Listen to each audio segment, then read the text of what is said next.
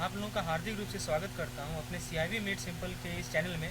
तो दोस्तों, आज मैं आप लोगों के सामने लेकर आया हूं मेमोरी बेस्ड रिकॉल क्वेश्चन का पार्ट नंबर 2, जो कि बैंक फाइनेंस मैनेजमेंट जिसे शॉर्ट में हम लोग बीएफएम कहते हैं, उसका मैं आप लोगों को जो प्रीवियस ईयर क्वेश्चन पूछे गए थे वो आप लोगों के साथ डिस्कस करूंगा। तो चलिए दोस्तों, शुरुआत करते हैं अपने इस लेसन को।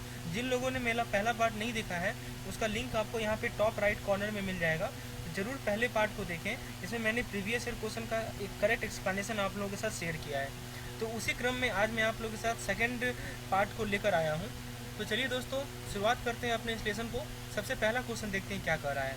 देखिए, capital charge for credit risk under internal rating based approach is function of probability of default, loss given default, exposure at default and.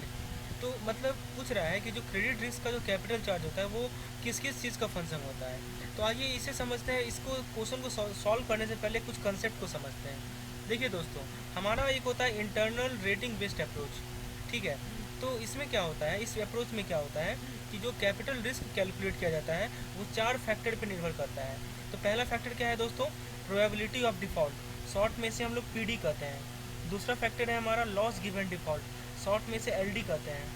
तीसरा फैक्टर है हमारा एक्सपोजर ऑफ डिफ़ॉल्ट, शॉर्ट में से ईडी कहते हैं। और चौथा फैक्टर है हमारा इफेक्टिव मैच्योरिटी, शॉर्ट में से एम कहते हैं दोस्तों।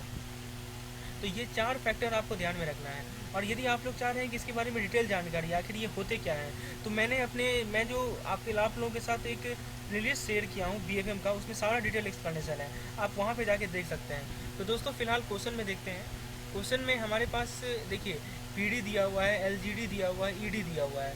तो देखिए पीडी, एलजीडी, ईडी के अलावा और क्या एम बचा, यानी कि मैच्योरिटी। तो ऑप्शन नंबर बी को जरा देखिए, ऑप्शन नंबर बी में क्या कहा गया है? मैच्योरिटी ही तो कहा गया है, इसीलिए इसका करेक्ट आंसर क्या हो जाएगा? मैच्योरिटी। ऑप्शन नंबर बी इसका करेक्ट आंसर होगा। आइए आगे बढ़ते हैं हम लोग, अगले क्वेश्चन पे देखते हैं। क्वेश्चन नंबर 13 कह रहा है हमारा कि किसी भी सब स्टैंडर्ड सिक्योर्ड एसेट के लिए जो प्रोविज़न का रिक्वायरमेंट होता है वो आउटस्टैंडिंग अमाउंट का कितना होता है। तो दोस्तों सब स्टैंडर्ड प्रोविज़न पे बेस्ड मैं एक पूरा चैप्टर आप लोगों के लिए लेकर आया था, और मैंने एक काफ़ी अच्छे तरीके से उसे एक्सप्लेन भी किया है आप लोगों के साथ। तो दोस्तों उसका लिंक मैं डिस्क्रिप्शन में दे रहा हूँ आपको, आप कृपया कर वहाँ जाके उस लेसन को एक बार देखें, तभी आप इस क्वेश्चन को आसानी से सॉल्व कर पाएंगे। तो चलिए दोस्तों, देखिए ये जो तरीका है जिस तरह मैं पढ़ा रहा हूँ, उसका ये फ़ायदा ये है कि मैं आप लोगों को बता दूंगा कि मेरा ये लेसन है, मैं बना चुका हूँ, इसे आप एक बार देख लें और तभी इसे बनाएं, तो आपको एकदम क्रिस्टल क्लियर हो जाएगा। ये सब क्वेश्चन तो आराम से बनने लगेगा। और आपके साथ जो मैं क्वेश्चन शेयर कर रहा हूँ वो सब के सब प्रीवियस ईयर में पूछे गए हैं, तो आप समझ सकते हैं कितना इंपॉर्टेंट लेसन है ये।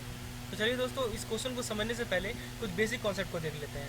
देखिए सब स्टैंडर्ड कैटेगरी में जो प्रोविजनिंग होती है, यदि वो सिक्योर्ड है तो 15%, अनसिक्योर्ड है तो 25%, और अनसिक्योर्ड में यदि इंफ्रास्ट्रक्चर लोन है तो 20%। ये 3 चीज़ आपको ध्यान में रखनी है।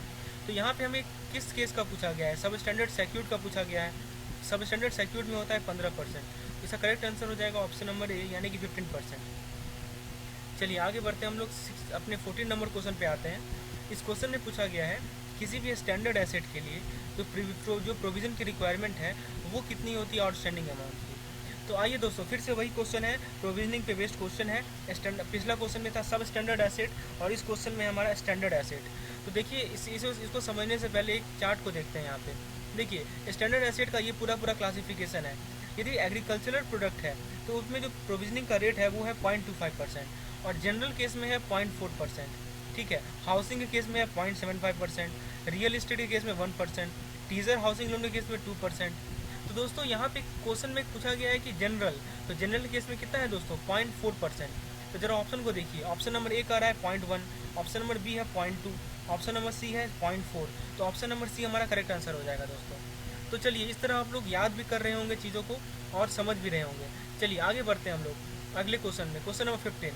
क्वेश्चन नंबर 15 देखिए, लिंक है ऑपरेशनल रिस्क के। इसमें पूछा गया है कि the highest beta factor in percentage assign to different business line for operational risk under standardise approach each. तो दोस्तों बीटा फैक्टर का वैल्यू पूछा गया है। आइए इसको समझने से पहले कॉन्सेप्ट को देखते हैं। देखिए स्टैंडर्डाइज बीटा फैक्टर अप्रोच होता क्या है? जितने भी बैंकिंग एक्टिविटीज़ हैं उनको 8 बिजनेस लाइन में डिवाइड किया गया है। Corporate, trading, retail, commercial, asset management, retail brokerage, agency service, payment settlement. और प्रत्येक बिजनेस लाइन में कैपिटल रिक्वायरमेंट को जो कैलकुलेट करने का जो तरीका है वो देखिए, वो क्या है कि हम लोग क्या करेंगे कि प्रीवियस 3 ईयर को का जो इनकम जनरेट हुआ है उसे बीटा फैक्टर से मल्टीप्लाई करेंगे। और ध्यान दीजिएगा दोस्तों, बीटा फैक्टर 12 से लेकर 18% के रेंज में ही रहता है, ये ध्यान रखने वाली बात है। तो किसके लिए 12 होता है, किसके लिए 15 होता है, किसके लिए 18 होता है, वो यहाँ समझाया गया है। देखिए, रिटेल बैंकिंग हो, रिटेल ब्रोकरेज हो या एसेट मैनेजमेंट हो तो इसके लिए 12% है। कॉमर्शियल बैंकिंग हो या एजेंसी सर्विस हो तो 15% है। कॉर्पोरेट ट्रेडिंग या पेमेंट सेटलमेंट हो तो 18% है।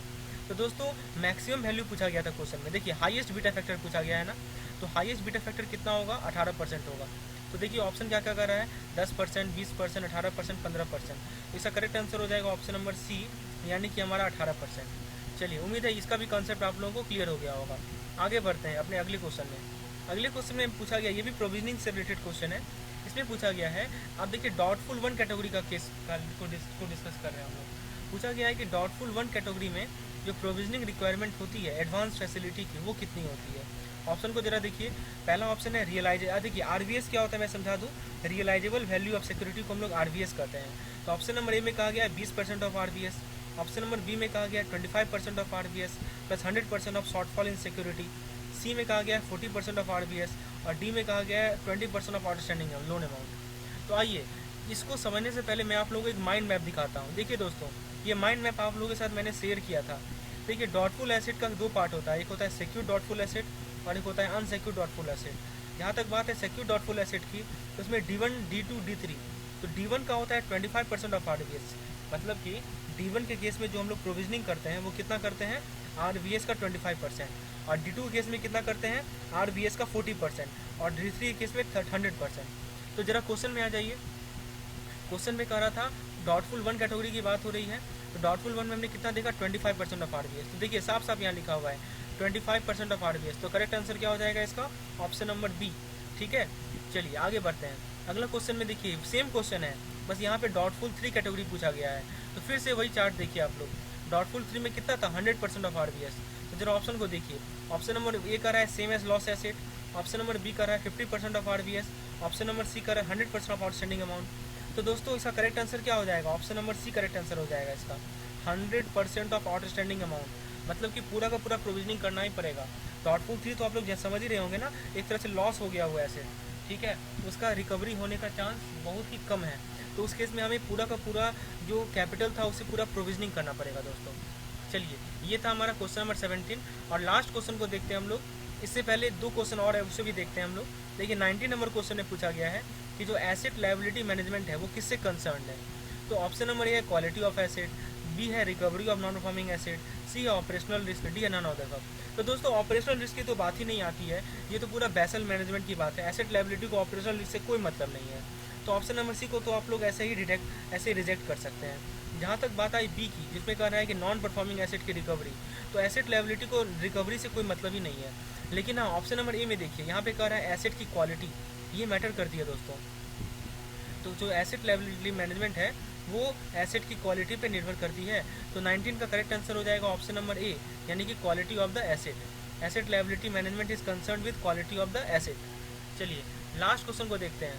इस क्वेश्चन में पूछा गया है कि जो FCNR डिपॉजिट है हमारा, foreign currency non resident deposit, दोस्तों इसके बारे में डिटेल डिस्कशन किया हुआ है मैं। आप लोग NRO NRE जितने तरह के डिपॉजिट हैं सब पे मैंने एक लेसन बनाया है, इसका लिंक आपको डिस्क्रिप्शन में मिल जाएगा। आप लोग कृपया कर जाके उस लिंक को देखें।